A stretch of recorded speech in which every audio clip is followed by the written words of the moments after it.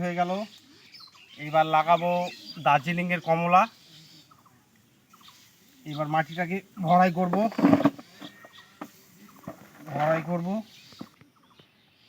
এই যে এবার গাছটাকে এইভাবে বসাবো, একবারে মিডিল পয়েন্টে বসাবো বন্ধুরা। তারপরে আবার মাটি দিব সুন্দরভাবে। বন্ধুরা এবার মাটি কমপ্লিট হয়ে গেল। দেখুন গাছটা এইভাবে মাটিটা একটু বসিয়ে দিতে হবে। এবার আগে থেকে একটা ছিদ্র করে রেখে দিয়েছি সাইডে, যাতে জলটা বেরিয়ে যায়। তারপরে এবার এভাবে দৌড়ে যেতে হবে জল আনতে। জল আনতে যেতে হবে, এই যে দৌড়ে। হ্যাঁ, এইভাবে এবার আস্তে আস্তে জল দিব। এবার বন্ধুরা আস্তে আস্তে জল দেব, বাস। হ্যাঁ, এবার রেডি আমাদের গাছ।